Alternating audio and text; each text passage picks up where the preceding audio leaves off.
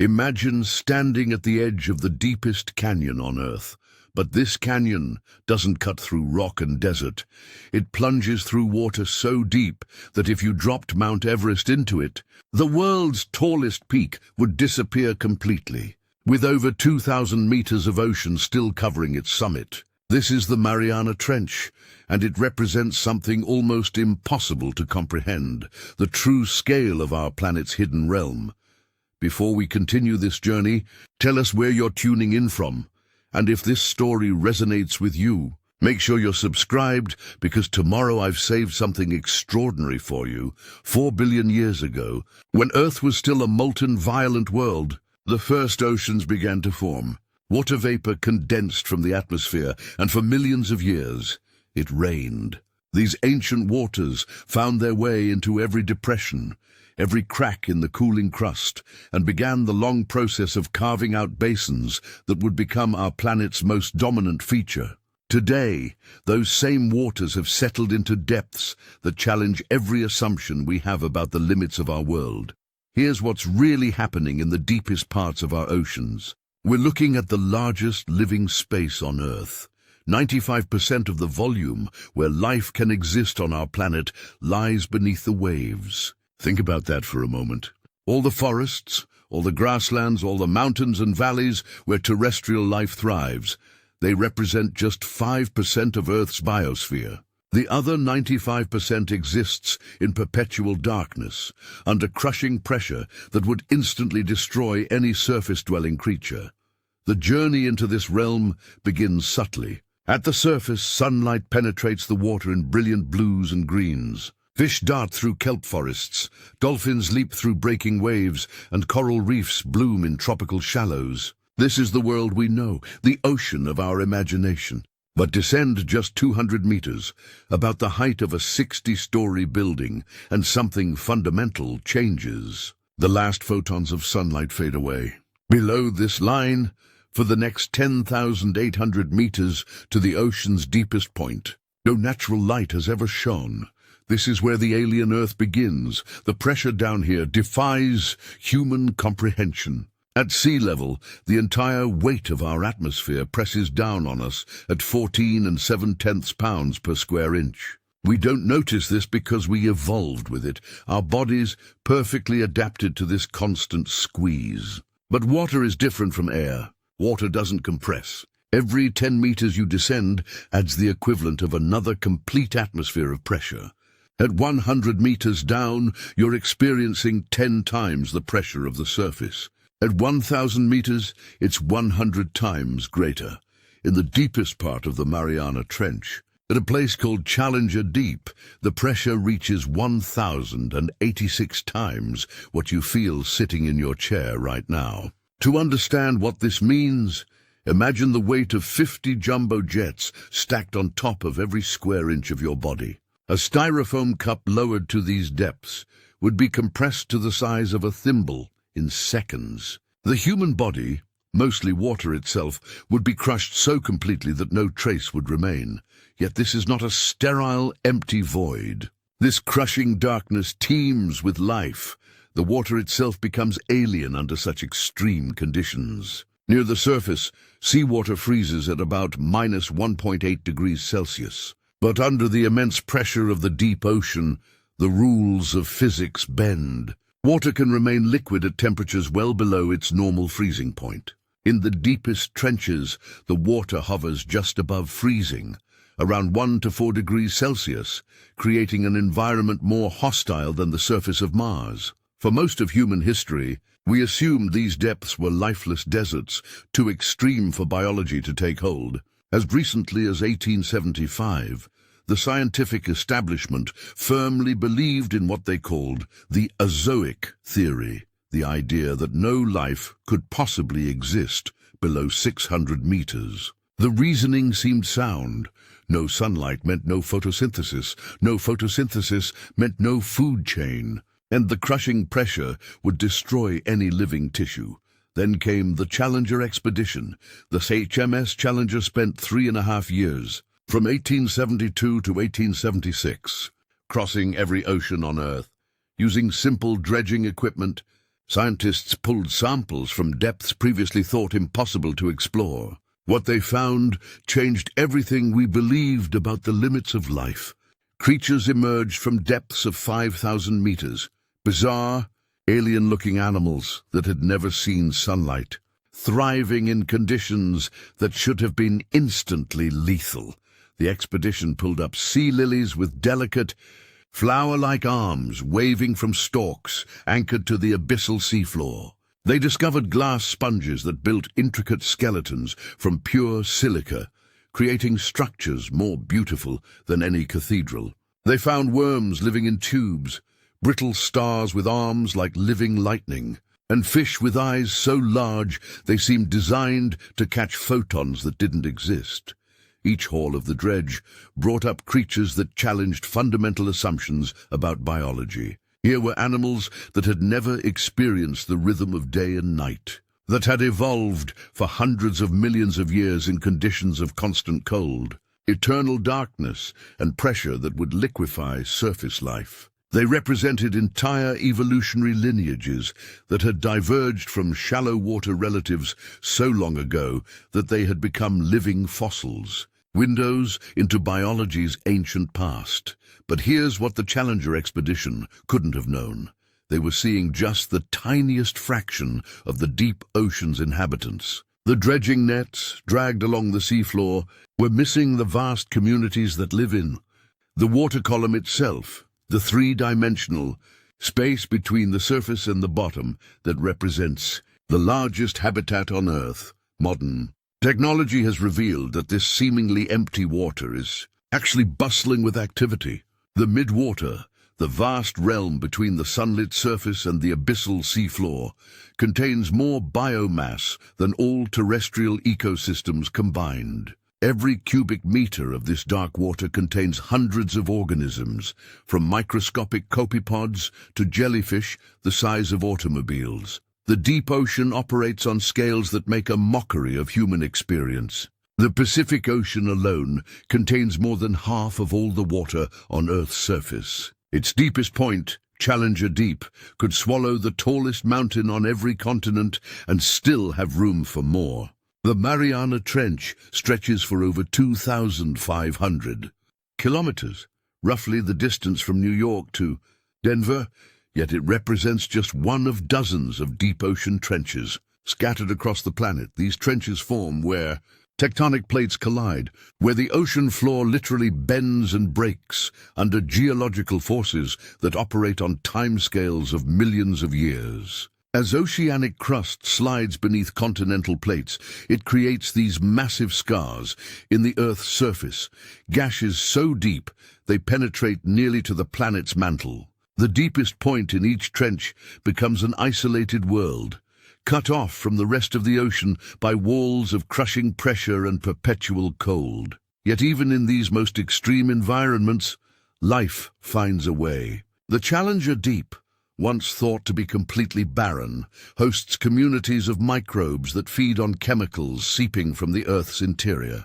Amphipods, tiny shrimp-like creatures, thrive at depths where the pressure should compress them into nothing. Fish have been recorded at depths of 8,178 meters, living in pressure 300 times greater than their shallow water relatives experience. Here's what's truly remarkable. These deep-sea creatures aren't just surviving in these extreme conditions, they're thriving. Many have grown to enormous sizes, a phenomenon scientists call deep-sea gigantism. The crushing pressure and frigid temperatures slow their metabolism to a crawl, allowing them to live for centuries while growing steadily larger. Giant tube worms reach lengths of over 2 meters. Deep-sea isopods, relatives of common pillbugs, grow to the size of footballs. Colossal squid reach lengths of 14 meters and possess the largest eyes in the animal kingdom, each the size of a dinner plate. These creatures represent evolution's most extreme experiments in survival. Their biology reads like science fiction. Antifreeze proteins in their blood prevent ice crystal formation. Specialized pressure-resistant proteins maintain cellular function under crushing force. And bioluminescent organs produce light through chemical reactions more efficient than any human technology. the deep ocean also serves as our planet's great memory bank. The sediments on the abyssal seafloor accumulate grain by grain, year by year, creating a geological record that stretches back millions of years. Each layer tells a story: ancient climate changes, mass extinctions, the rise and fall of different ecosystems. Scientists can read these sediment cores like tree rings, reconstructing the history of our planet's climate and the evolution of life itself. But perhaps most incredibly, the deep ocean remains largely unexplored. We have better maps of the surface of Mars than we do of our own ocean floor. Less than 20% of the seafloor has been mapped in detail. Every expedition to the deep brings back new species, new ecosystems, new discoveries that force us to rewrite textbooks. The numbers are staggering. Scientists estimate that between 500,000 and 10 million species remain undiscovered in the deep ocean. Each year, researchers describe hundreds of new species from the depths, each one representing millions of years of evolution in Earth's most extreme environment. Many of these creatures exist nowhere else on the planet, endemic to specific trenches, seamounts, or deep-sea plains that serve as isolated islands of evolution in the vast darkness. As we stand at the edge of this liquid frontier, we're confronted with a profound truth. The deep ocean is not just another habitat, it's the largest wilderness left on Earth. It's a realm where the familiar rules of surface life don't apply, where creatures produce their own light in eternal darkness, where entire ecosystems thrive on chemical energy instead of sunlight, and where the very fabric of life has been stretched to its absolute limits. The journey we're about to take will reveal worlds within worlds, communities of creatures so bizarre they seem like products of alien imagination. We'll meet vampires that turn themselves inside out, transparent giants that drift like living ghosts, and colonial organisms that stretch longer than blue whales. We'll explore underwater hot springs that harbor the most ancient life on Earth, and discover how the death of whales creates oases of life in the abyssal desert. But first, we must adjust our eyes to the darkness, slow our breathing to match the patient rhythms of the deep, and prepare ourselves for a journey through the largest, strangest, most alien wilderness our planet has to offer. In the crushing depths where sunlight has never shone, Earth keeps its deepest secrets, and life itself becomes something almost unrecognizable. The descent into the abyss begins now, in the midnight zone, where the pressure would compress a human body into nothing in microseconds. Evolution has been conducting its most extraordinary experiments. Here, in the crushing darkness between 1,000 and 4,000 meters deep, life has abandoned every rule we thought we understood about biology. The creatures that call this realm home seem torn from the pages of science fiction, yet they represent 400 million years of patient adaptation to Earth's most extreme environment. Welcome to the kingdom of the impossible.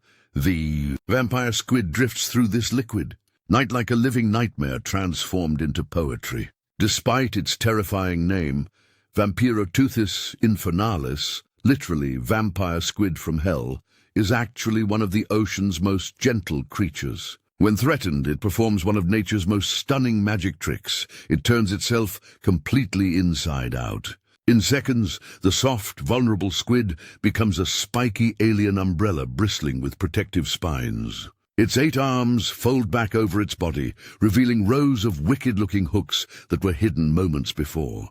To a predator, the gentle vampire squid has transformed into something that looks like it could devour a submarine. But here's what's really happening during this incredible transformation. The vampire squid is essentially wearing its skeleton on the outside. Those menacing spikes aren't weapons. They're modified structures called cirri that normally help the squid sense its environment.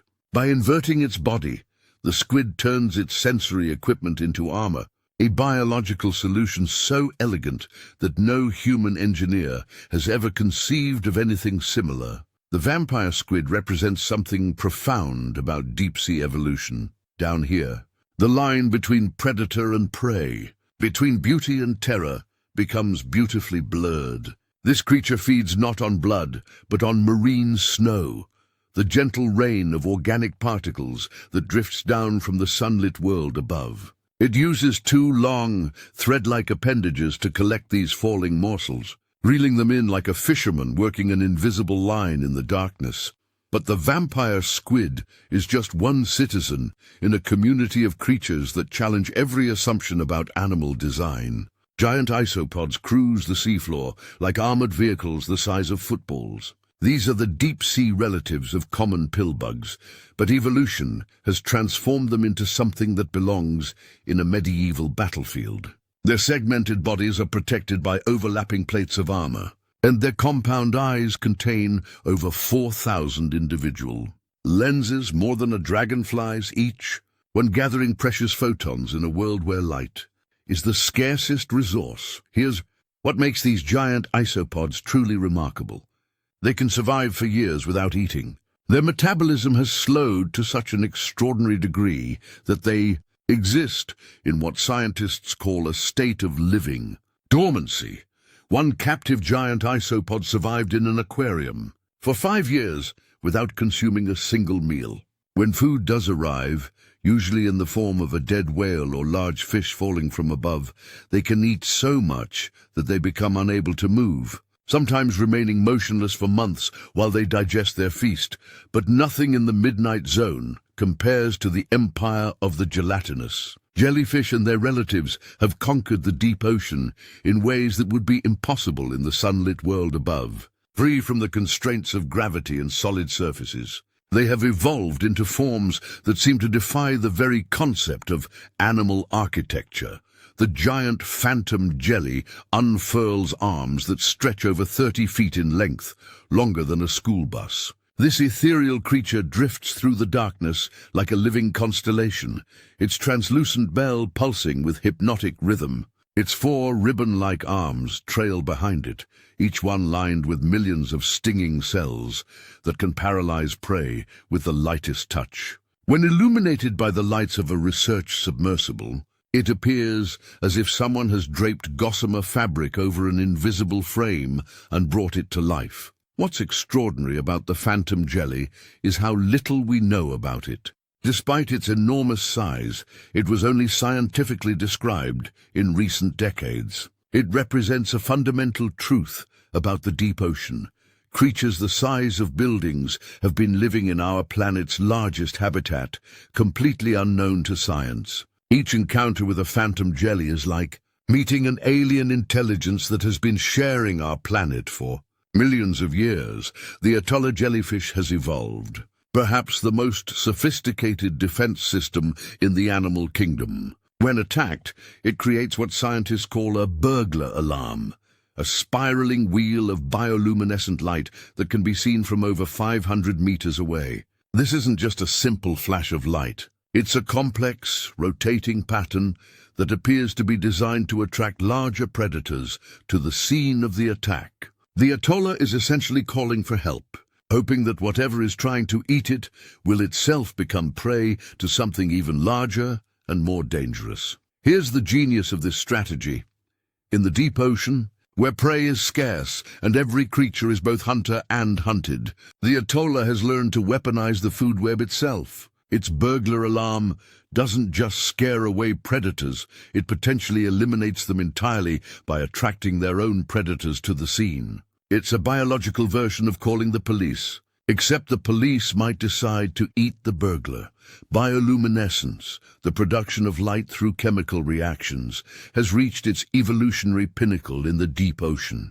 90% of creatures below 1,000 meters produce their own light, compared to only 3% of surface-dwelling animals. This isn't just a case of evolution finding a useful trick. It represents a complete reimagining of what it means to be alive in a world without sun. The anglerfish carries perhaps the most famous example of deep-sea bioluminescence, a glowing lure that dangles in front of its massive mouth like a living fishing rod. But here's what most people don't realize about this iconic deep-sea predator. The glowing lure isn't part of the fish at all. It's actually a colony of bioluminescent bacteria living in a specialized organ called an esker. The anglerfish provides the bacteria with nutrients and a safe place to live, while the bacteria provide light that attracts prey directly into the fish's waiting jaws. This relationship represents one of evolution's most elegant solutions to the problem of finding food in the darkness. The anglerfish doesn't need to hunt actively, burning precious energy in the cold, crushing depths. Instead, it simply hangs motionless in the water, its living beacon drawing curious creatures within striking distance. When something approaches the light, the anglerfish's massive jaws, which can unhinge like a snake's, snap shut with lightning speed. The sexual life of anglerfish reveals just how extreme deep-sea adaptations can become. In many species, the males are tiny compared to the females, sometimes 100 times smaller. When a male encounters a female, he doesn't just mate with her. He fuses with her body permanently.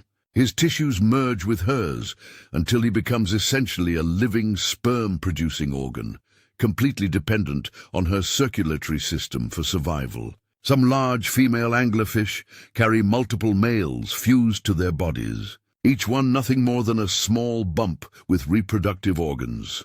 This bizarre reproductive strategy makes perfect sense in the context of the deep ocean. Finding a mate in the vast darkness is incredibly difficult. So when two individuals do encounter each other, evolution has found a way to ensure they never separate again. The male gets a guaranteed source of nutrients, and the female gets a constant supply of sperm whenever she's ready to reproduce. The gulper eel represents another extreme approach to deep-sea survival. Its massive mouth can unhinge to swallow prey larger than its own body, and its stomach stretches like a balloon to accommodate meals that might not come along for months. When a gulper eel encounters a large fish, it essentially turns itself into a living sleeping bag, wrapping around its prey and slowly digesting it over weeks or even months. But perhaps the most alien creatures in the Midnight Zone are the siphonophores, colonial organisms that exist as a single, impossibly long animal made up of thousands of specialized individuals. The longest siphonophore ever recorded measured over 120 meters in length, longer than a blue whale, longer than most city blocks. Each individual in the colony has a specific job. Some catch prey, others digest food, still others reproduce or provide propulsion. Together, they form a single hunting machine that drifts through the darkness like a living fishing net. The Portuguese man-o'-war, familiar to beachgoers as a dangerous surface dweller, is actually a simple siphonophore compared to its deep-sea relatives. The deep ocean species have evolved into forms so complex and beautiful that they seem more like living art installations than animals. Some resemble strings of pearls glowing in the darkness. Others look like delicate glass sculptures that pulse with their own inner light. Here's what makes siphonophores truly mind-bending. They challenge our most basic understanding of what it means to be an individual organism. Is a siphonophore one animal or thousands? Each polyp in the colony has its own nervous system, its own specialized function, and could theoretically survive on its own. Yet they're all genetically identical, all connected, all working toward the same goal of survival and reproduction. They represent a kind of biological puzzle that forces us to reconsider the very nature of identity and individuality. The deep ocean has also produced some of the most efficient predators on Earth. The fangtooth fish packs more teeth per square inch than any other vertebrate, with fangs so large that it has evolved special sockets in its skull to accommodate them when its mouth closes. Despite its fearsome appearance, the fangtooth is only about 6 inches long, a tiny terror perfectly adapted to make the most of every feeding opportunity in a world where meals are scarce. Deep-sea creatures have also mastered the art of energy conservation. The barrel fish has a completely transparent head that allows its tubular eyes to rotate freely inside its skull. This bizarre adaptation lets the fish look upward through its own transparent forehead, scanning for the silhouettes of prey against the faint glow of bioluminescent creatures above. The fish can spot potential meals while remaining perfectly motionless, conserving every bit of energy until the perfect moment to strike. Many deep-sea fish have evolved what scientists call sit-and-wait predation strategies. Rather than actively hunting, they position themselves strategically and wait for prey to come to them. The deep-sea anglerfish, the fangtooth, and dozens of other species have all converged on this same energy-saving approach. In an environment where food is scarce and the energy cost of movement is high, patience becomes the ultimate survival strategy. The deep ocean has also produced creatures with sensory capabilities that border on the supernatural. Some deep-sea fish can detect electrical fields generated by the muscle contractions of other animals. Others have lateral line systems so sensitive they can feel the water displacement caused by a small fish moving dozens of meters away. Many species have eyes that can detect different polarizations of light, or can see into the ultraviolet spectrum, capabilities that would give them almost psychic-seeming awareness in their dark world. These creatures represent 400 million years of evolution pushing life to its absolute limits. Every bizarre adaptation, every impossible seeming feature represents a solution to the fundamental challenges of survival in Earth's most extreme environment. They are living proof that when life is challenged by conditions that seem utterly hostile, it doesn't just survive, it thrives, creating forms of beauty and complexity that surpass anything in our imagination.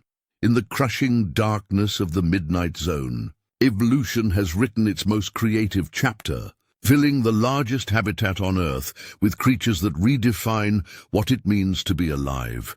February 17th, 1977. The research submersible Alvin descended through 2.5 kilometers of crushing darkness toward the seafloor near the Galapagos Islands. The three-person crew expected to find the usual abyssal desert, a barren expanse of fine sediment where life scratched out a meager existence on the scraps falling from the world above. Instead, they discovered something that would rewrite every biology textbook on Earth.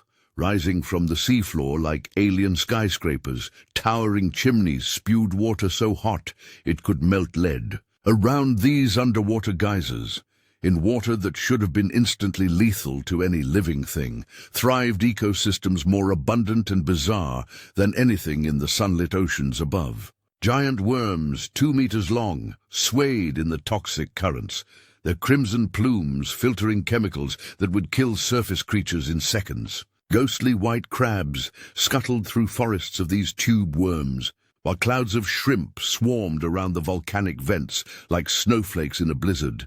This was humanity's first glimpse of hydrothermal vents, and it changed everything we thought we knew about the requirements for life. Here's what's really happening at these underwater oases. Earth itself is feeding entire ecosystems. Deep beneath the ocean floor, seawater seeps down through cracks in the volcanic rock, descending into chambers heated by molten magma. Under pressure that would crush surface life instantly, this water becomes superheated to temperatures exceeding 400 degrees Celsius, hot enough to melt zinc. Loaded with dissolved minerals and chemicals, this scalding brew erupts back through the seafloor in towering plumes that create some of the most extreme environments on our planet. The water emerging from these vents contains hydrogen sulfide, heavy metals, and other compounds that are toxic to most life forms. To surface-dwelling creatures, this would be a deadly poison cocktail. But to the organisms living around hydrothermal vents, these chemicals represent the foundation of an entirely different kind of life, one that doesn't depend on sunlight at all. At the base of this alien food web are bacteria unlike anything else on Earth. These microscopic organisms have mastered chemosynthesis, the ability to create energy not from sunlight, but from chemical reactions. They consume hydrogen sulfide and other chemicals spewing from the vents, combining them with oxygen or nitrates to produce the energy they need to build organic molecules from carbon dioxide. It's photosynthesis turned inside out. powered by Earth's inner fire instead of the sun's rays. But here's where the story becomes truly extraordinary. These bacteria don't just live around the vents, they live inside other creatures. The giant tube worms that so astonished Alvin's crew have no mouth, no stomach, no digestive system at all. Instead, their bodies are packed with billions of chemosynthetic bacteria living in a specialized organ called a trophosome.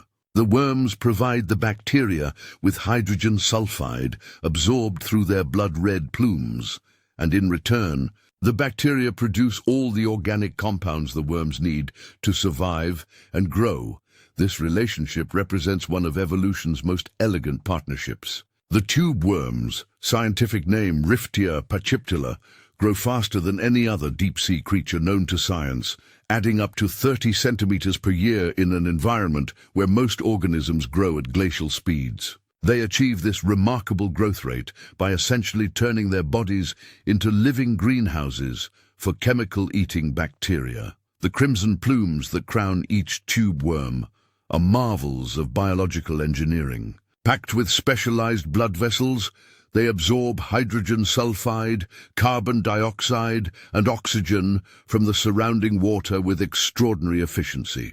The worm's blood contains a unique form of hemoglobin that can carry both oxygen and hydrogen sulfide simultaneously without the sulfide, poisoning the oxygen-carrying capacity, a biochemical trick that took evolution millions of years to perfect around these towering groves of tube. Worms live creatures that seem designed by an alien intelligence. Pompeii worms build their tubes right next to the scalding vent openings, where temperatures reach 80 degrees Celsius, hot enough to kill most organisms instantly. They survive by growing a fleece of bacteria on their backs that acts as insulation, protecting them from the heat while also providing nutrition. These bacterial partners can withstand temperatures that approach the boiling point of water. Representing some of the most heat-tolerant life forms on Earth, the Yeti crab, discovered only in 2005, has turned bacterial farming into an art form. Its hairy arms aren't just for show. They're covered with specialized bacteria that the crab cultivates like an underwater gardener. The crab waves its arms in the chemical-rich water flowing from the vents, providing its bacterial partners with the compounds they need to thrive. In return, the bacteria produce nutrients that the crab harvests by literally eating the bacteria off its own arms and legs. Here's what makes this relationship truly remarkable. The Yeti crab has essentially domesticated its bacteria. Just as humans learned to cultivate crops, the Yeti crab has evolved to manage its bacterial gardens, controlling their growth and harvesting their products. The crab's behavior is so sophisticated that it positions itself at precise distances from the vents to optimize the chemical conditions for its bacterial partners. Vent shrimp represent another marvel of adaptation to this toxic paradise. They swarm around active vents in numbers that can reach tens of thousands, their backs equipped with primitive light-detecting organs that allow them to sense the faint infrared radiation emitted by the super-hot vent water. This gives them the unique ability to navigate by heat in a world of crushing darkness. They're essentially using the Earth's inner fire as a lighthouse. These heat-sensing organs represent the only natural, non-bioluminescent light detection system in the deep ocean. While other deep-sea creatures make their own light or detect the bioluminescence of others, vent shrimp have evolved to see the glow of molten rock beneath the seafloor. They live their entire lives surfing the edge of destruction, feeding in water temperatures that would cook surface creatures instantly, guided by senses that evolution developed specifically for this most extreme of environments. The discovery of hydrothermal vents revealed something profound about life on Earth.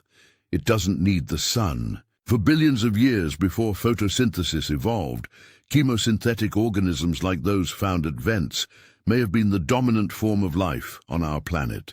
The vent communities give us a window into what Earth's earliest ecosystems might have looked like, thriving in conditions that seem hostile to everything we consider normal.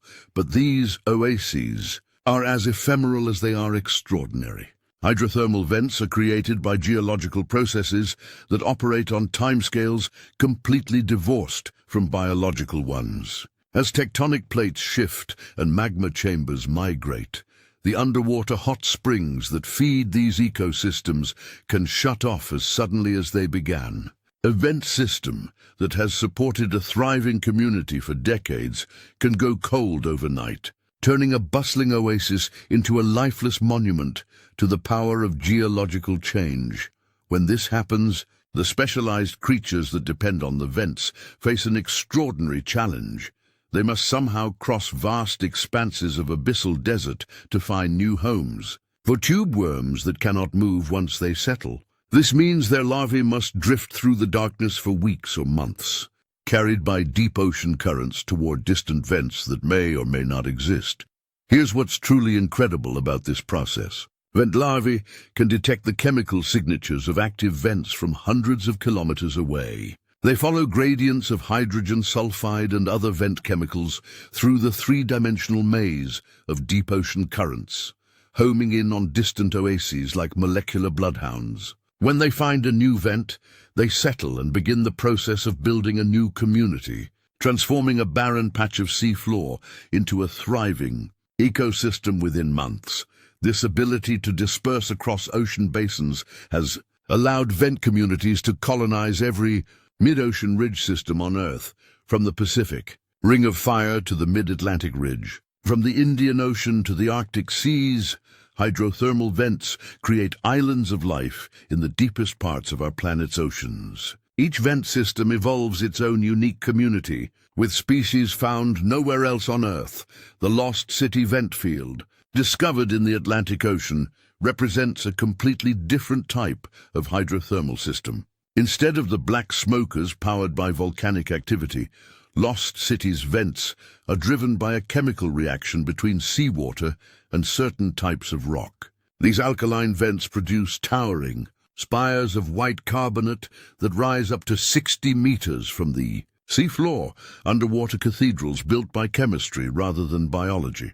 The creatures living at Lost City are different from those found at volcanic vents, adapted to the unique chemistry of this alkaline environment. Some scientists believe that alkaline vents like Lost City might represent the type of environment where life on Earth first began, places where simple chemical reactions could have given rise to the complex biochemistry that defines all living organisms.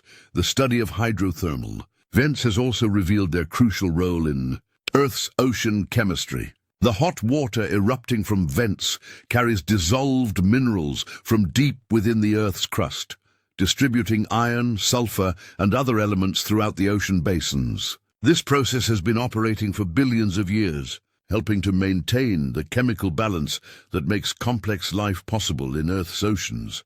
But perhaps most remarkably, the discovery of vent life has revolutionized our understanding of where life might exist beyond Earth. The organisms thriving around hydrothermal vents prove that ecosystems can exist completely independent of stellar energy, powered instead by geological processes that could operate on any planet with liquid water and geological activity. Jupiter's moon Europa, with its subsurface ocean and active geology, might harbor vent systems beneath its icy crust.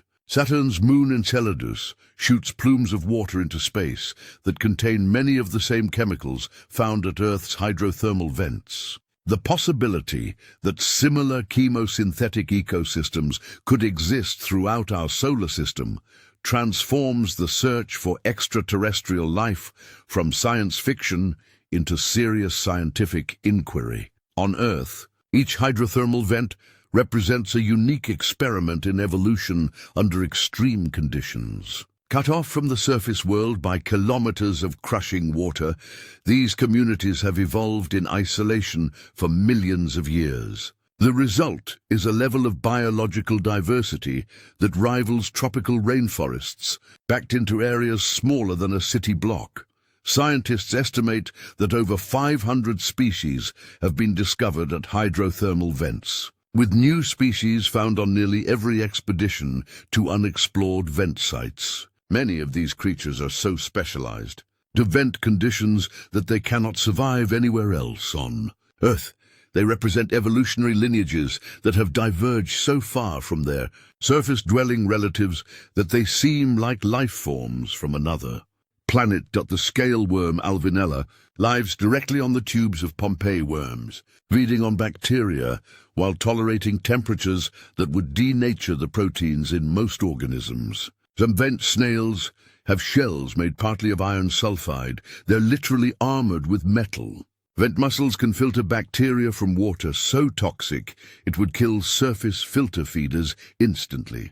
As we explore more of the deep ocean, we continue to discover new types of hydrothermal vents with their own unique communities. Each new discovery adds another chapter to the story of life's incredible adaptability, revealing new ways that evolution can solve the challenges of existence in Earth's most extreme environments.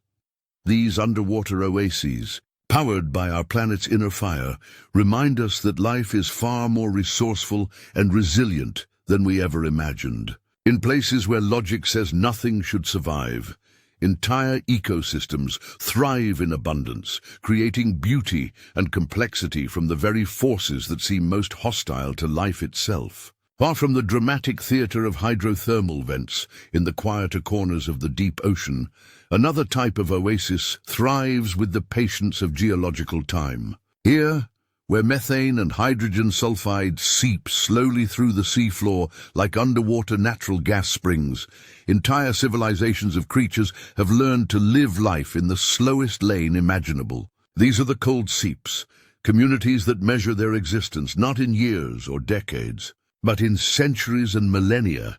While hydrothermal vents burn bright and fast, cold seeps whisper their chemistry into the ocean with the persistence of mountains growing. The hydrocarbons that fuel these ecosystems have been percolating through sediment layers for thousands of years, creating a steady, reliable source of chemical energy that supports some of the longest-lived animals on Earth. At first glance, a cold seep looks almost unremarkable. Gentle mounds on the seafloor marked by patches of unusual white and orange material that might be mistaken for colorful sediment. But this seemingly modest landscape supports biological empires that have persisted longer than human civilization. Here's what's really happening beneath that deceptively calm surface. Methane, hydrogen sulfide, and other hydrocarbons are slowly bubbling up from deep within the Earth's crust, creating chemical gradients that specialized bacteria have learned to exploit with extraordinary efficiency. The foundation of cold seep ecosystems lies in thick bacterial mats that carpet the seafloor like alien meadows. These microbial communities consume methane and hydrogen sulfide through chemosynthesis, just like their cousins at hydrothermal vents. But they do so with the measured pace of organisms that know their chemical feast will continue for millennia. Some of these bacterial mats are thousands of years old, living carpets that have been quietly processing chemicals since before the pyramids were built. The colors of these bacterial communities tell the story of different chemical processes at work. Brilliant white mats indicate sulfur-oxidizing bacteria that consume hydrogen sulfide. Orange and pink patches reveal iron-oxidizing species that harvest energy from dissolved metals. Some mats appear almost black, colored by bacteria that specialize in processing complex organic compounds. Together, these microbial communities create a patchwork landscape that looks more like an abstract painting than a living ecosystem. Rising from these bacterial meadows like ancient monuments are the tube worms of the cold seeps. While their hydrothermal vent cousins grow fast and live hard, cold seep tube worms have chosen the path of infinite patience. They grow at a rate of just 1 millimeter per year, so slowly that you could watch one for your entire lifetime and barely notice any change. But this glacial growth rate comes with an extraordinary payoff. Some cold seep tube worms live for over 250 years, making them among the longest-lived invertebrates on Earth. Here's what makes these ancient tube worms so remarkable. They're essentially living time capsules. The largest specimens began growing during the American Revolution and have been quietly filtering chemicals from the seafloor throughout the entire span of modern human history. Their tissues record changes in ocean chemistry over centuries, making them invaluable archives of environmental change that scientists are only beginning to learn how to read. The tube worms at cold seeps belong to the same family as their volcanic vent relatives, but they've evolved different strategies for the slow seep lifestyle. Their bacterial partners are more diverse, capable of processing a wider range of chemical compounds. The worms themselves have slower metabolisms and more efficient energy storage systems, adaptations that allow them to survive periods when chemical flow from the seeps temporarily decreases. Among the most extraordinary inhabitants of cold seeps are creatures that seem to violate the basic rules of marine biology. Iceworms burrow directly into methane hydrate deposits, crystalline structures that lock natural gas into ice-like formations on the seafloor. These worms live their entire lives eating frozen natural gas, feeding on bacteria that themselves consume methane released as the hydrates slowly sublime into the surrounding water. Methane hydrates represent one of the most abundant yet mysterious forms of carbon storage on Earth. These ice-like crystals form under the specific conditions of high pressure and low temperature found in deep ocean sediments, trapping vast quantities of methane in a solid matrix that looks like dirty ice but burns with a bright blue flame when brought to the surface. The iceworms have evolved to exploit this unlikely food source, burrowing through the hydrate deposits like earthworms through soil, leaving behind tunnels that gradually fill with seawater as the hydrates dissolve. The clams of cold seeps have mastered the art of extreme longevity. Some species can live for over 400 years, their shells growing in annual rings that record changes in ocean temperature, chemistry, and food availability with the precision of tree rings. These ancient mollusks filter bacteria and organic particles from the water. With the methodical persistence of creatures that measure success in centuries rather than seasons, here's what's truly remarkable about these long-lived clams. They represent living libraries of ocean history. Scientists can read the chemical composition of their shells like pages in a book, reconstructing past climate conditions, volcanic eruptions, and even changes in deep ocean circulation patterns. Some shells contain records that stretch back to the medieval warm period, providing insights into how the deep ocean responds to climate change over timescales that dwarf human observation. The cold seep clams have also evolved some of the most sophisticated bacterial partnerships in the ocean. Their gills house multiple species of chemosynthetic bacteria, each specialized for different chemical compounds. This bacterial diversity allows the clams to take advantage of whatever chemicals are available at their particular seep site. Whether that's methane, hydrogen sulfide, or more complex organic compounds, perhaps nowhere do cold seeps create more alien landscapes than in the Gulf of Mexico, where brine pools form underwater lakes, complete with their own shorelines. These hypersaline pools form where ancient salt deposits deep beneath the seafloor dissolve and bubble up through sediment layers, creating water that's 5 times saltier than normal seawater. The dense, salty water pools in depressions on the seafloor, creating distinct boundaries between the brine and the surrounding ocean.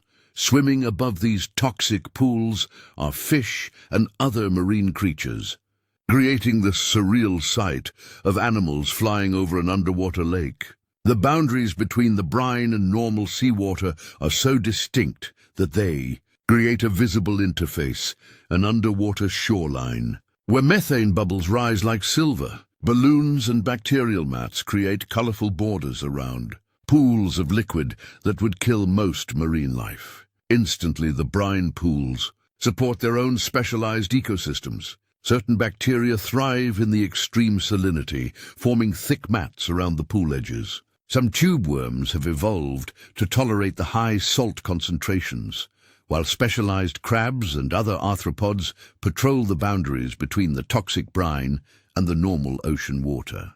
These creatures have learned to exploit the chemical gradients around the pools, feeding on bacteria and organic matter that accumulates along the shorelines of these underwater lakes. But the most extraordinary aspect of cold seeps may be their incredible longevity. While hydrothermal vents typically last for decades before the underlying geology shifts and shuts off their heat source, cold seeps can remain active for tens of thousands of years. Some seep sites have been bubbling continuously since the end of the last ice age, supporting communities that have evolved in isolation for longer than human civilization has existed. This extraordinary persistence has allowed cold seep ecosystems to develop levels of endemism, species found nowhere else on Earth, that rival the most isolated islands. Each major seep region has its own unique fauna, the result of millions of years of evolution in chemical isolation. The tube worms of the Gulf of Mexico are different from those in the Pacific, which are different from those in the Atlantic. Each seep region represents a separate evolutionary experiment in adapting to life powered by Earth's slow chemical leaks. The discovery of cold seeps has revealed that chemosynthetic ecosystems are far more widespread than scientists initially realized. While hydrothermal vents occur primarily along mid-ocean ridges and other areas of active volcanism, cold seeps can be found on continental margins throughout the world's oceans. They occur wherever organic rich sediments accumulate and geological processes create pathways for hydrocarbons to migrate upward from deep within the Earth. Recent surveys have revealed cold seeps in unexpected locations, beneath ice shelves in Antarctica, along the edges of submarine canyons, and even in the deep basins of inland seas. Each new discovery adds to our understanding of how widespread chemosynthetic life really is, suggesting that ecosystems powered by Earth's chemistry rather than the sun's energy may be far more common than we ever imagined. The study of cold seeps has also provided crucial insights into Earth's carbon cycle. The methane seeping from these sites represents a significant natural source of greenhouse gases, but the bacterial communities that consume this methane also prevent much of it from reaching the atmosphere. These microbial filters may play a crucial role in regulating Earth's climate over geological timescales, consuming billions of tons of methane that would otherwise contribute to atmospheric warming. Some scientists believe that cold seeps may represent the closest analogues on Earth to potential ecosystems on other worlds. Mars shows evidence of ancient methane seepage, and Saturn's moon Titan has lakes of liquid methane and ethane that could potentially support chemosynthetic life.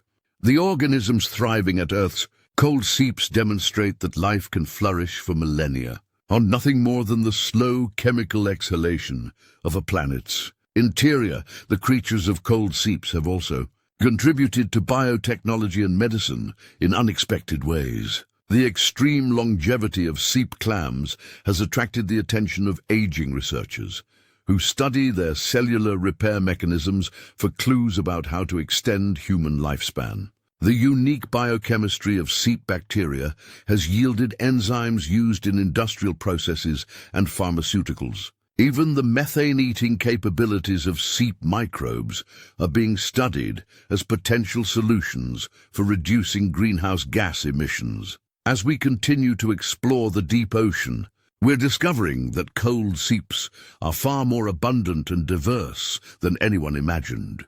New types of seeps, powered by different chemical processes, continue to be found, each supporting its own unique community of specially adapted organisms. Asphalt seeps bubble thick petroleum products through the seafloor. Serpentinite seeps produce hydrogen gas through reactions between seawater and certain types of rock. Each represents a different solution to the challenge of creating life from chemistry. The slow empires of cold seeps remind us that not all of life's dramas play out at the frantic pace of surface ecosystems. In the patient darkness of the deep ocean, some communities have learned to thrive on geological time, building civilizations that measure their success not in seasons or years, but in centuries and millennia. They represent life's capacity for endurance, its ability to find stability and sustainability even in Earth's most extreme environments. These ancient communities continue their slow dance with chemistry, processing the planet's deep exhalations with the same steady persistence they've maintained for thousands of years, proving that sometimes the longest-lived empires are those that learn to live most slowly. Right now, as you listen to these words, billions of particles are drifting downward through the ocean, in a phenomenon that scientists have given one of the most poetic names in all of marine biology: marine snow. This isn't frozen precipitation like the snow falling outside your window, but something far more extraordinary: the gentle, eternal rain of life itself, falling through the largest habitat on Earth every second of every day. Countless microscopic remnants of surface life begin their long journey to the abyss. Dead plankton, fecal pellets, molted shells, fragments of jellyfish and the shed scales of fish create an underwater blizzard that never stops. Each particle is tiny, barely visible to the naked eye, but together they represent the primary mechanism by which energy from the sunlit surface world reaches the crushing depths below. Here's what's truly remarkable about marine snow. Each individual particle takes weeks to complete its journey to the seafloor, drifting downward at an average speed of just 200 meters per day. During this leisurely descent, the particles undergo constant transformation. Bacteria colonize them, breaking down complex organic molecules and releasing nutrients back into the water. Small animals consume them, digest what they can, and excrete the remainder in new forms that continue the downward journey. This creates what scientists call the biological pump, a vast recycling system that moves carbon, nitrogen, and other essential elements from the surface ocean to the deep. It's arguably the most important ecological process on Earth, regulating our planet's climate by storing carbon in the deep ocean and distributing nutrients that support life throughout the water column. But marine snow represents more than just falling debris. It's the foundation of the largest migration on Earth. Every night, as the sun disappears over the horizon, something extraordinary happens in oceans around the world. 10 billion tons of creatures begin to rise from the depths in what scientists call the DL vertical migration. This is by far the largest movement of biomass on our planet, dwarfing the famous migrations of wildebeest, caribou, or any terrestrial species.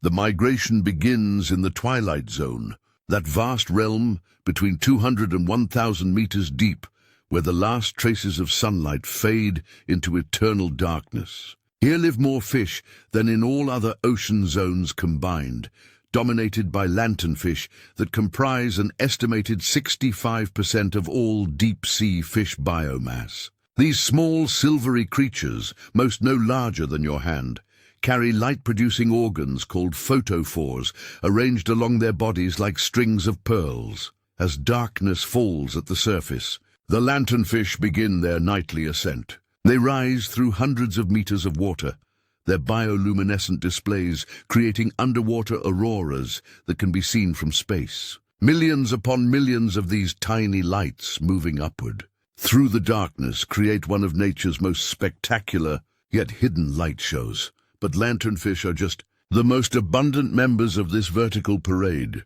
Bristlemouths, the most numerous vertebrates on Earth, join the migration along with deep-sea shrimp, squid, jellies, and countless other creatures. Together, they transform the ocean's vertical structure twice every day, bringing deep-sea life into contact with surface ecosystems in a dance that has continued for hundreds of millions of years. Here's what drives this massive migration. The creatures of the deep are following their food. The surface waters that seem so barren at night actually teem with zooplankton, tiny animals that spend their days hiding in the depths to avoid predators and their nights. Feeding on phytoplankton in the productive surface waters, The deep-sea predators follow these zooplankton upward, creating cascading feeding relationships that extend from the surface to depths of over 1,000 meters.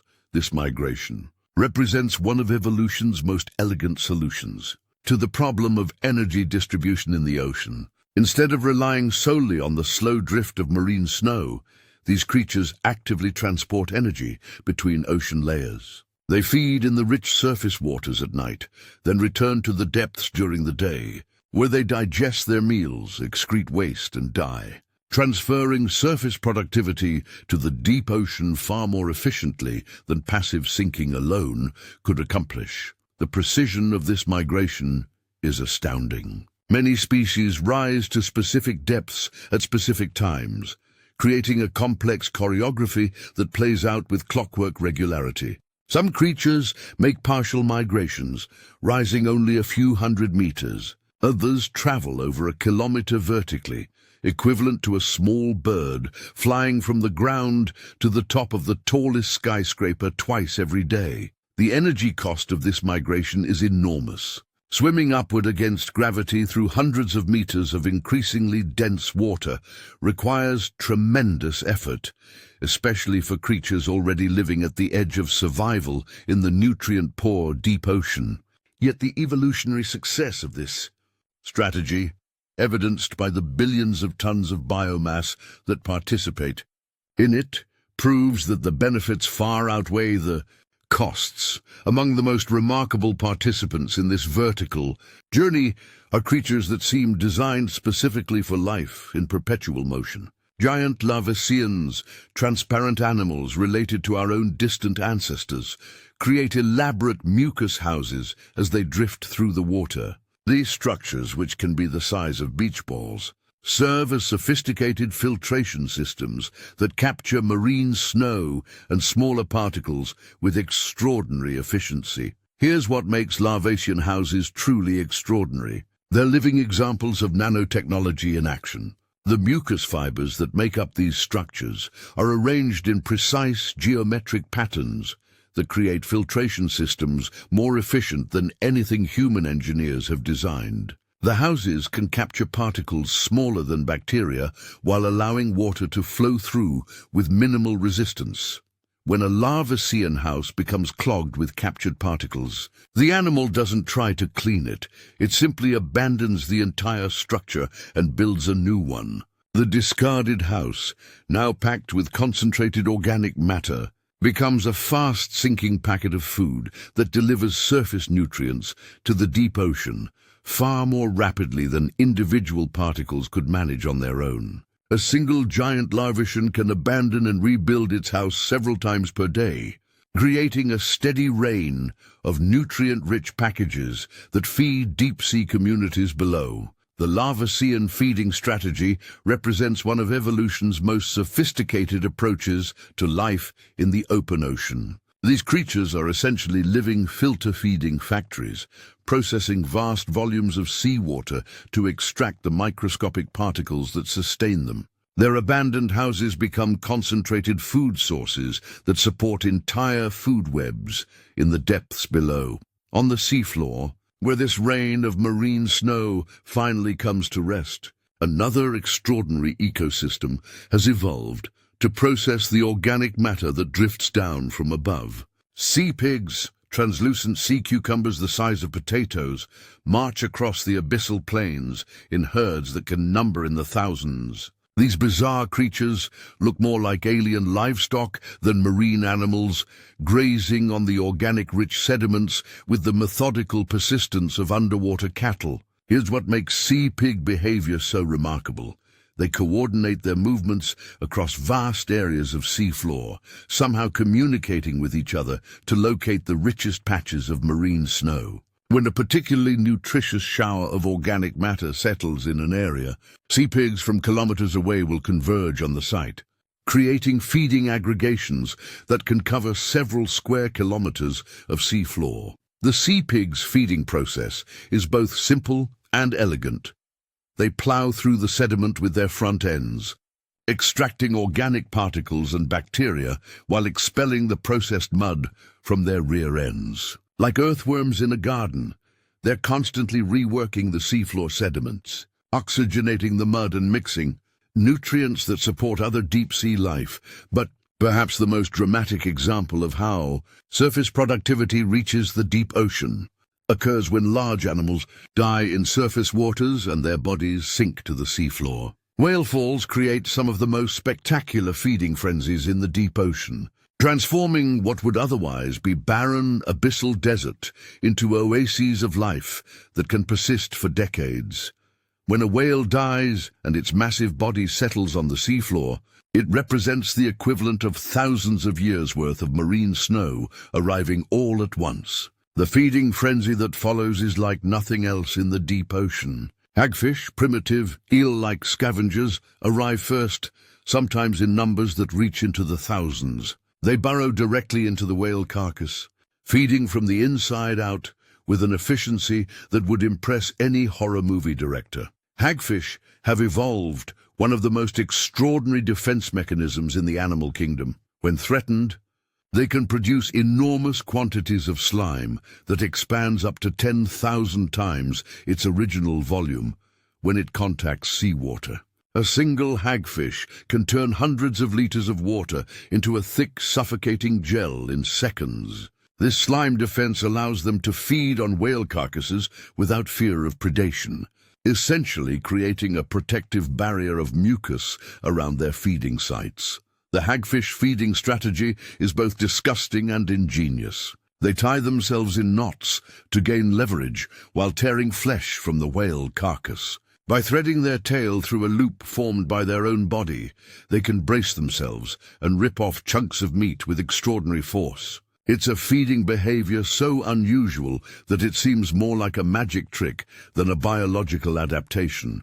As the whale carcass is stripped of soft tissue, it enters different stages of decomposition that support different communities of specialized organisms. Bacteria break down the remaining flesh, creating chemical gradients that attract deep-sea creatures from across the abyssal plains. Crabs, amphipods, and other scavengers arrive to clean the bones, while specialized worms begin the long process of extracting nutrients from the whale's skeleton itself. The final stage of whale fall decomposition is perhaps the most remarkable. Bone-eating worms called osedax literally dissolve the whale's bones with acids secreted from specialized organs. These worms have no stomach or digestive tract. Instead, they harbor symbiotic bacteria that break down the bone material and provide nutrients to their hosts. Different species of osedax specialize in different types of bones, creating diverse communities that can persist for decades as they slowly consume the whale's massive skeleton.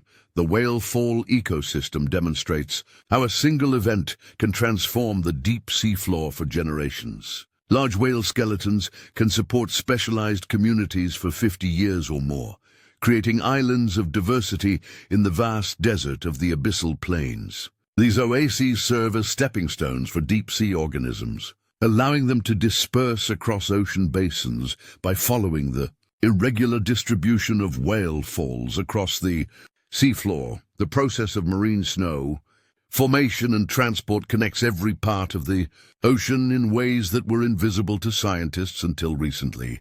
Advanced underwater cameras and particle interceptor traps have revealed that the seemingly empty water column is actually a bustling highway of biological activity.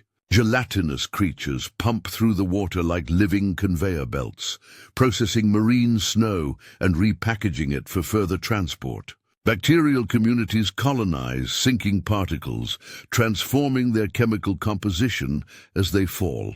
Recent research has revealed that marine snow isn't just random debris, it's highly organized.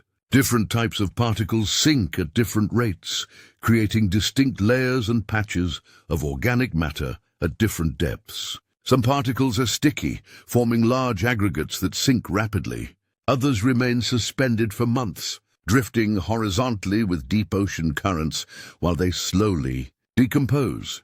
This complex three-dimensional distribution of organic matter supports equally complex communities of filter feeding organisms throughout the water column.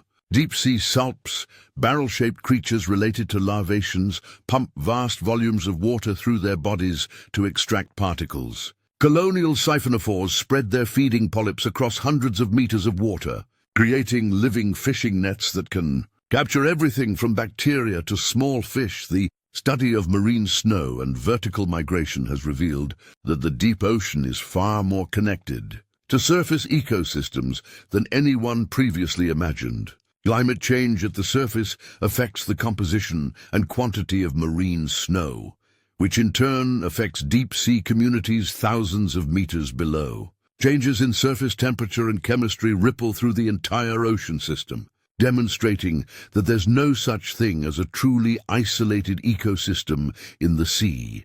This perpetual snowfall of life, this endless vertical migration, this patient recycling of nutrients between surface and depth, these processes represent some of the most fundamental workings of our planet. They regulate Earth's climate, support the largest ecosystems on our world, and connect every drop of ocean water in an intricate web of biological exchange. In the eternal freefall of marine snow, we see life's most elegant solution to the challenge of survival in a three-dimensional world, where gravity is both enemy and ally, where death becomes the foundation of life, and where the smallest particles carry the energy that sustains the largest habitat on Earth. Humans have walked on the moon 12 times, but only 4 people have ever reached the deepest point on Earth. This stark comparison reveals something profound about our relationship with the ocean depths. While we've spent billions of dollars exploring the vacuum of space, the crushing darkness beneath our own planet's waves has remained largely untouched by human presence. The few who have made the journey into the abyss tell stories that sound more like science fiction than scientific expedition, tales of descents through liquid night that reveal worlds more alien than anything we've found among the stars. The story of human exploration of the deep ocean begins with 2 unlikely heroes, a naturalist named William Beebe and an engineer named Otis Barton. In the summer of 1930, these 2 men attempted something that their contemporaries considered either brilliant or insane. They wanted to descend into the ocean depths inside a steel sphere and observe the deep-sea world with their own eyes. No human had ever voluntarily entered the deep ocean's crushing embrace and returned to tell about it. Their vessel, which they called the bathysphere, was essentially a giant steel ball with 3 tiny windows and barely enough room for 2 people to sit hunched together. The sphere was lowered from a surface ship on a single steel cable, a thread of metal that represented the only connection between the explorers and the world of air and light above. If that cable snapped under the enormous strain, Beebe and Barton would plummet to the seafloor with no hope of rescue. Here's what makes their achievement truly extraordinary. They were venturing into a realm that no human had ever seen, using technology that had never been tested at depth. With no backup systems and no way to return to the surface except by being winched up on that single, precious cable. They were true pioneers, pushing into the unknown with nothing but curiosity, courage, and a steel ball between them and instant death. On their deepest dive, Beebe and Barton descended to 923 meters, nearly a kilometer below the surface. Through the tiny windows of their cramped sphere, they became the first human beings to witness the deep ocean's living darkness. What they saw changed our understanding of marine life forever. Beebe described creatures that wouldn't be officially discovered by science for another 50 years, mysterious lights that pulsed and flowed through the water like living stars, fish with eyes like headlights, and jellyfish that glowed with ethereal beauty. Beebe's descriptions, radioed to the surface through a telephone line attached to the cable, read like dispatches from another planet, a constellation of lights, brilliant blue and green, with here and there a more yellow one. It is probably a school of fish, but at this distance I cannot tell. These were the first human observations of the deep ocean's bioluminescent displays, phenomena that Beebe struggled to describe because human language had no words for such alien, beauty, the bathysphere expeditions revealed that the deep ocean wasn't the lifeless desert that scientists had imagined. Instead, it teemed with creatures so bizarre and beautiful that they challenged every assumption about what life could be. Bibi saw transparent fish with light organs arranged like jewelry, jellyfish that pulsed with patterns of luminescence, and creatures so strange that he could only describe them in terms of earthly things they resembled: living fireworks, underwater aurora, animated constellations. But the bathysphere had severe limitations. It could only descend as far as its cable could safely support, and the explorers inside were completely passive observers, unable to collect specimens or explore horizontally. The deep ocean demanded a new approach, a vessel that could move independently through the abyss and reach depths that no cable could span. The answer came in the form of the bathyscaphe, a revolutionary underwater vehicle that carried its own buoyancy system and could descend to any depth in the ocean. The most famous of these vessels, the Trieste, was built by Swiss physicist Auguste Piccard and his son Jacques. Unlike the bathysphere, which dangled helplessly on a cable, the bathyscaphe was filled with gasoline for buoyancy and carried iron ballast that could be released to return to the surface. It was, in essence, an underwater balloon designed to work in reverse. On January 23, 1960, Jacques Piccard and U.S. Navy Lieutenant Don Walsh climbed into the Trieste's cramped crew sphere and began a descent that would take them deeper than any human had ever gone. Their destination was Challenger Deep, the deepest known point in Earth's oceans, located in the Mariana Trench in the western Pacific. The descent took 4 hours and 48 minutes, nearly 5 hours of falling through increasingly crushing darkness. At 2,000 meters, the sunlight that had filtered down through the blue water finally disappeared completely, leaving them in absolute darkness, broken only by the occasional flash of bioluminescent creatures passing by their porthole. At 4,000 meters, they entered the Hadal Zone, the deepest realm of the ocean named after Hades, the ancient Greek underworld. Here's what makes their achievement almost incomprehensible.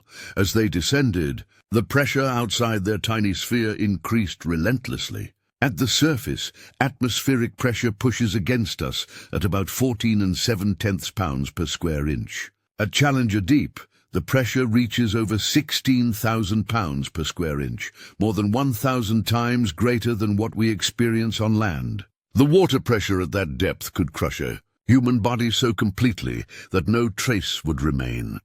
10,911 meters below the surface, deeper than Mount Everest is.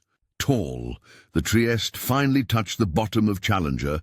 Deep Piccard and Walsh had reached the deepest accessible point on Earth, a place more remote and hostile than the surface of the moon.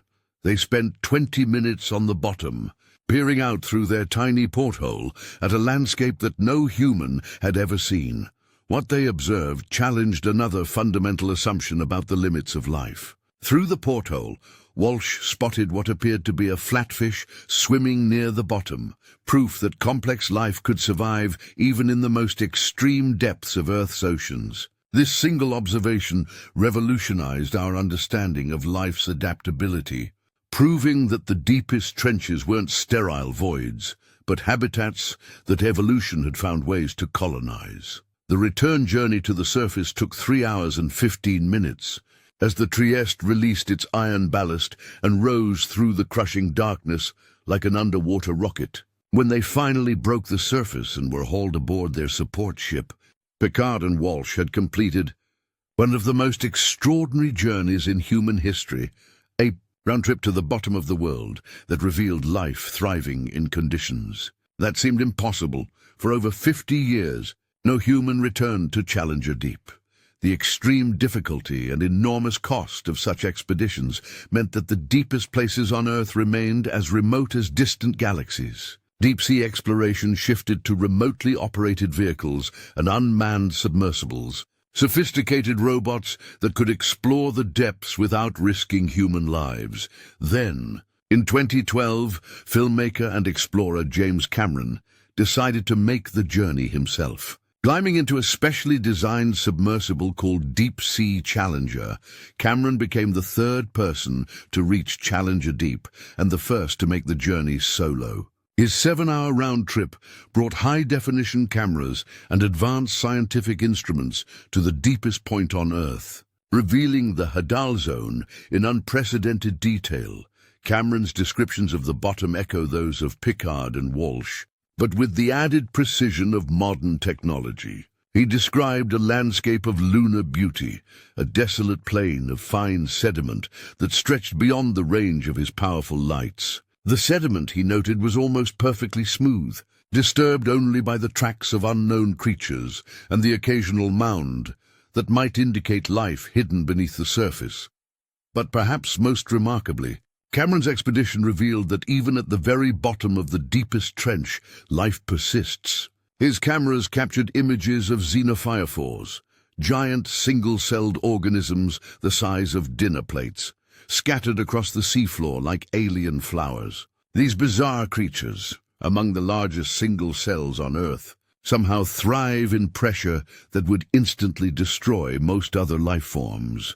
The modern era of deep-sea exploration has been revolutionized by submersibles like Alvin, which has made over 5,000 dives since it began operations in 1964. Alvin has discovered hydrothermal vents, explored the Titanic wreck, and found new species on nearly every dive. Its 3-person crew compartment, protected by a titanium sphere, allows scientists to observe deep-sea life with their own eyes while manipulating robotic arms to collect specimens and conduct experiments. Here's what makes Alvin so remarkable. It's essentially a deep-sea laboratory that can reach depths of over 4,000 meters and remain submerged for up to 9 hours. Its crew can observe creatures in their natural habitat, watch their behavior, and collect specimens with a precision that no remote system can match. Many of the most important discoveries in deep-sea biology have been made by scientists peering through Alvin's portholes, seeing with human eyes phenomena that cameras and sensors alone could never fully capture. Each dive in a deep-sea submersible is an expedition into the unknown. Even areas that have been explored before continue to reveal surprises as the deep ocean changes with the seasons, the currents, and the availability of food. Scientists regularly discover new species during routine dives, finding creatures that have evolved in isolation for millions of years in habitats no larger than a city block. The experience of descending into the deep ocean transforms everyone who makes the journey. Scientists describe a profound shift in perspective as they leave the familiar world of sunlight and air behind and enter a realm governed by completely different rules. The silence is absolute, except for the occasional ping of the sonar or the hum of life support systems. The darkness is so complete that it seems to have weight and substance, but then the lights reveal wonders that no terrestrial explorer has ever encountered. Jellyfish the size of automobiles drift past like living galaxies. Fish with eyes like headlights cruise through beams of artificial sunlight. Bacterial mats carpet the seafloor in colors that have no names. Every dive brings encounters with life, forms so bizarre they seem like products of alien evolution. The psychological impact of deep-sea exploration is something that can only be understood by those who have made the journey. Astronauts describe the overview effect, the profound change in perspective that comes from seeing Earth from space. Deep-sea explorers report a similar transformation, but in reverse. Instead of seeing our planet from the outside, they journey to its most interior realm, discovering that the familiar world of air and light represents just a thin skin over a vast alien ocean. Modern deep-sea exploration has also revealed the ocean's incredible fragility. Submersible pilots report finding human debris in the deepest trenches, plastic, bags and other trash that has somehow made its way to the most remote places on Earth. Climate change is affecting even the deepest waters, as warming surface temperatures alter the circulation patterns that bring oxygen to the abyss. Today's remotely operated vehicles can dive continuously, streaming live video from depths that would crush any human-occupied vessel. These robots have discovered new species of giant squids, filmed the mating behaviors of deep-sea creatures, and explored underwater mountains that rise from the abyssal plains like skyscrapers from a dark city. They represent the cutting edge of deep-sea exploration, capable of working in conditions too extreme for any human presence. But there remains something irreplaceable about human exploration of the deep ocean. The scientists who have made the journey describe insights that could never come from studying video footage or examining specimens brought to the surface.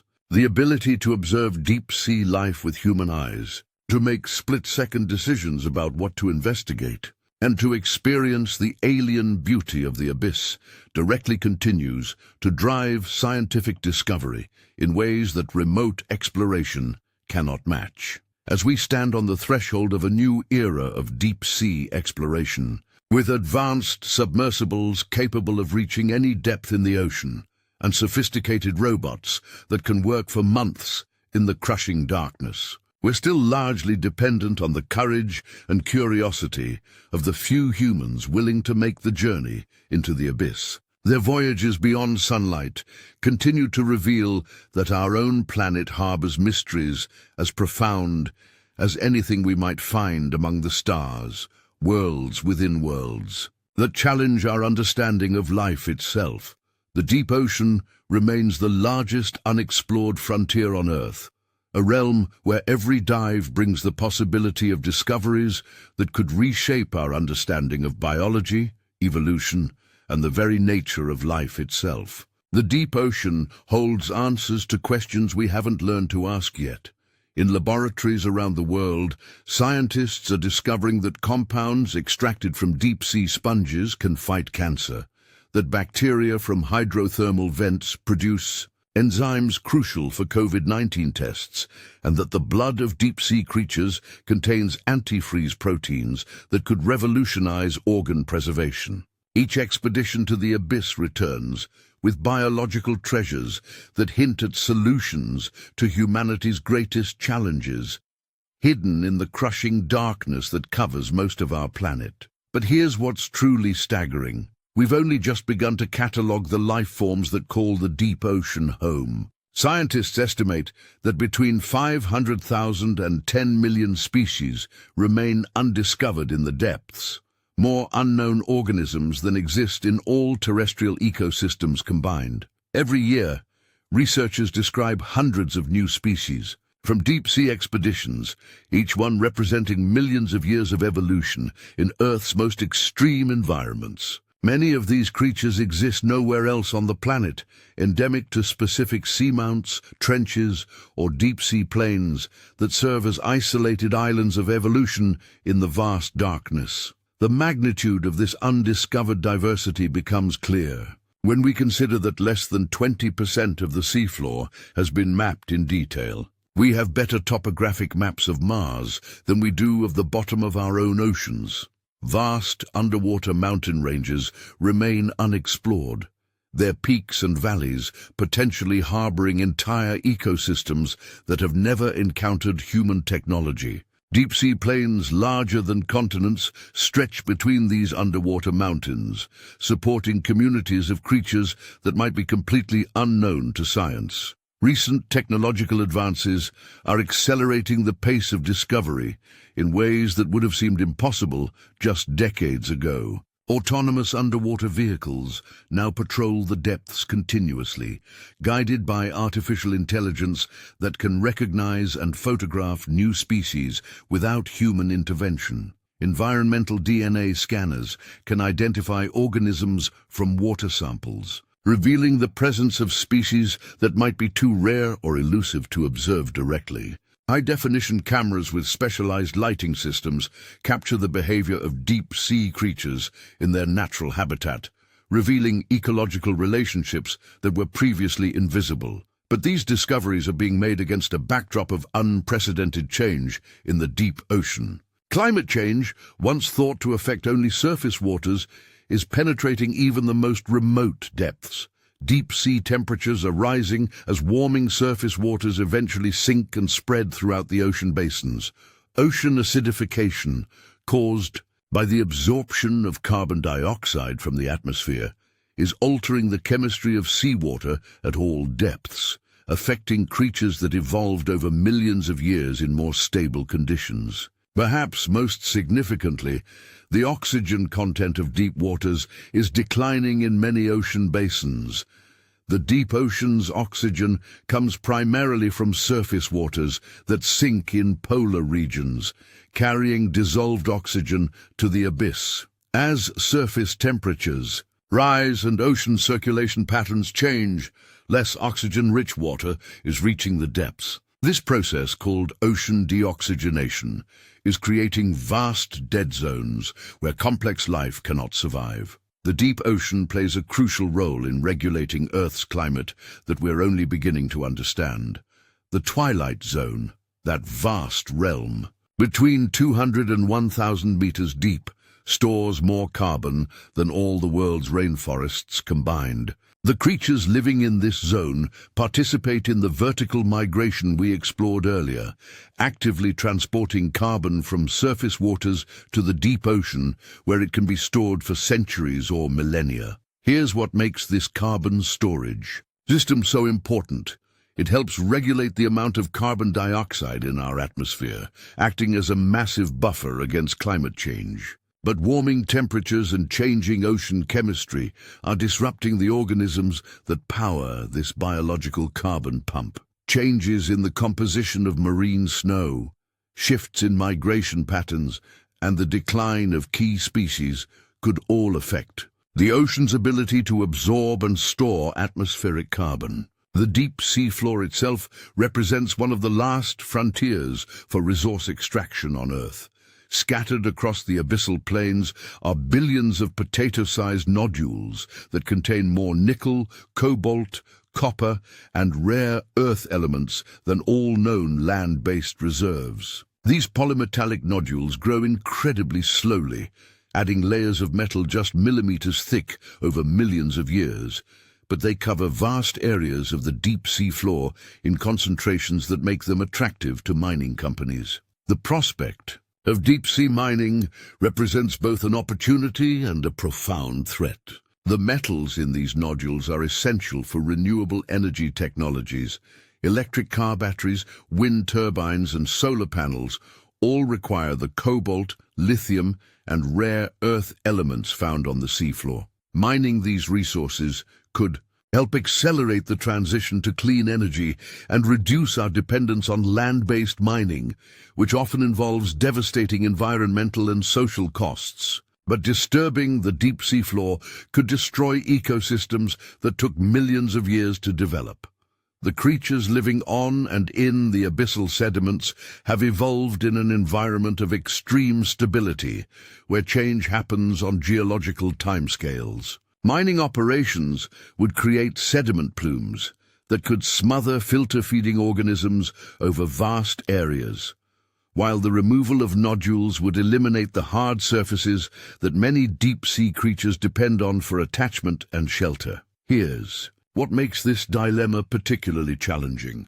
We don't yet understand enough about deep-sea ecosystems to predict the full consequences of mining. Many of the species living on the abyssal plains remain undiscovered, and the ecological relationships between different organisms are poorly understood. We could be destroying biological treasures before we even know they exist. Recent studies of proposed mining sites have revealed their incredible biological diversity. A single mining claim covering just a few square kilometers of seafloor can harbor hundreds of species, many of them found nowhere else on Earth. Some of these creatures, like glass sponges that can live for thousands of years, create three-dimensional reef structures that support entire communities of other organisms. Destroying these ancient structures would eliminate habitats that could take millennia to recover.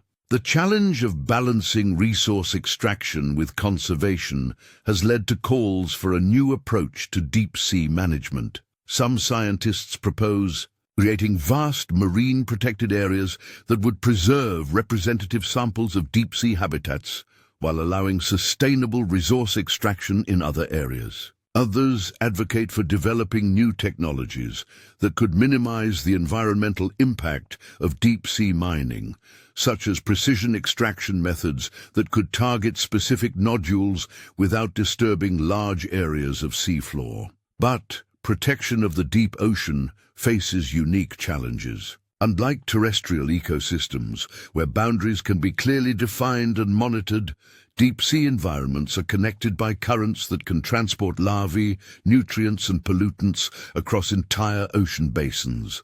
A mining operation in one location could affect ecosystems thousands of kilometers away, making it difficult to create truly effective, protected areas. The deep ocean also serves as the final repository for much of humanity's waste.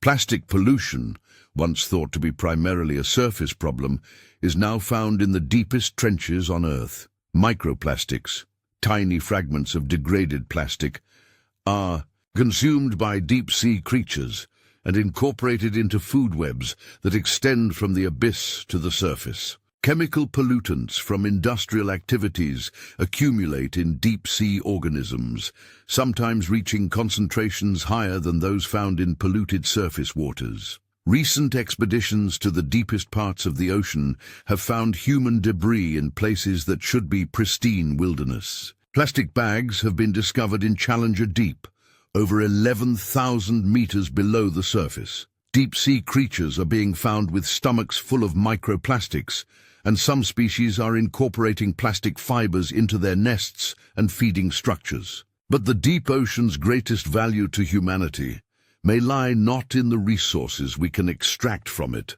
but in what it can teach us about life itself. The extreme conditions of the deep sea have driven evolution to create solutions to biological problems that push the boundaries of what we thought possible. Understanding how deep-sea creatures survive crushing pressure, extreme cold, and toxic chemicals could lead to breakthroughs in medicine, materials science, and biotechnology.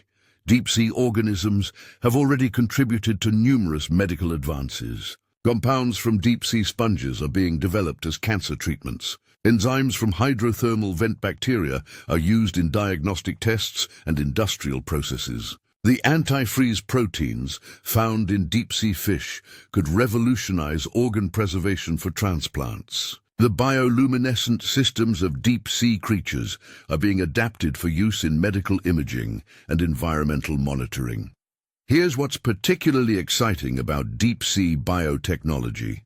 Many of the most promising compounds come from creatures that live in extreme conditions, similar to those found elsewhere in our solar system. Studying how life adapts to the crushing pressure, extreme cold, and toxic chemistry of the deep ocean could help us understand how life might evolve on other worlds. The search for extraterrestrial life has been revolutionized by discoveries in Earth's deep ocean. The chemosynthetic ecosystems around hydrothermal vents prove that life can exist completely independent of solar energy, powered instead by geological processes that could operate on any planet with liquid water and geological activity.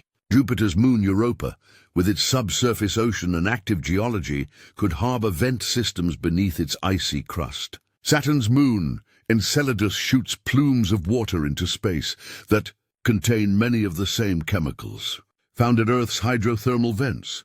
The possibility that similar ecosystems could exist throughout our solar system has transformed astrobiology from speculation into serious scientific inquiry.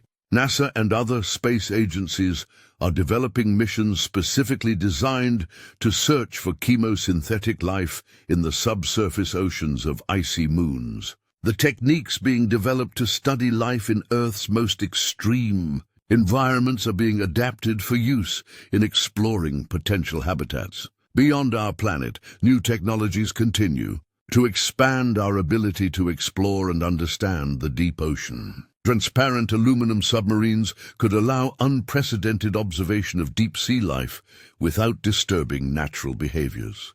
Swarms of miniature sensors could monitor vast areas of the deep ocean continuously, tracking changes in temperature, chemistry, and biological activity. Advanced genetic sequencing techniques could identify and catalog species from environmental DNA samples, revealing the full diversity of deep-sea life without the need to physically collect specimens.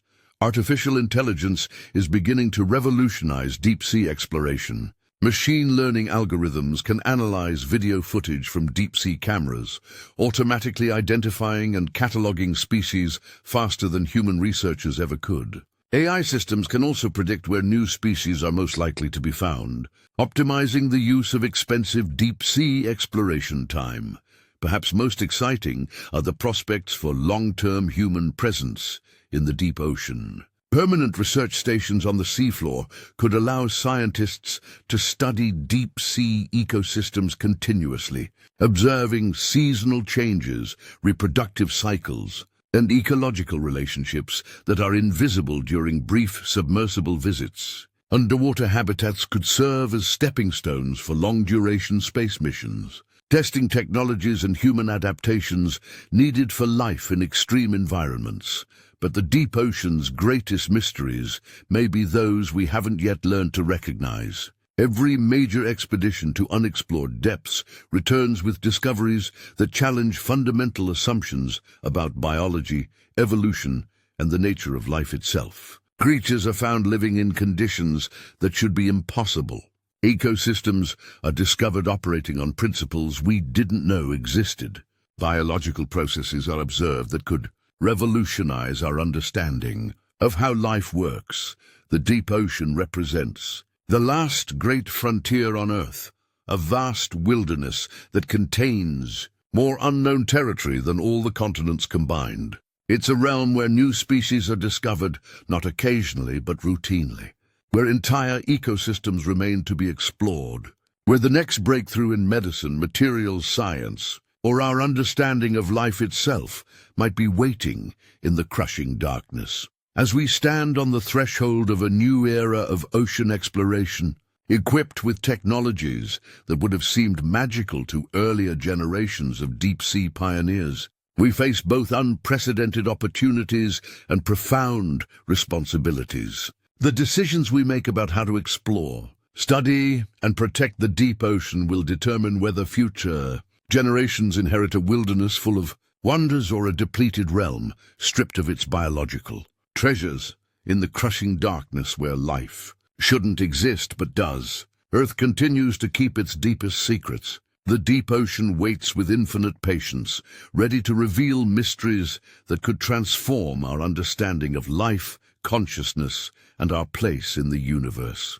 Each descent into the abyss brings us closer to answering questions we're only beginning to formulate, while opening new mysteries that remind us how much we still have to learn about our own extraordinary planet. The greatest discoveries in the deep ocean aren't behind us, they're waiting in tomorrow's darkness, in depths yet unexplored, in creatures yet undiscovered, in the vast liquid wilderness that covers most of our world and holds the keys to understanding life itself.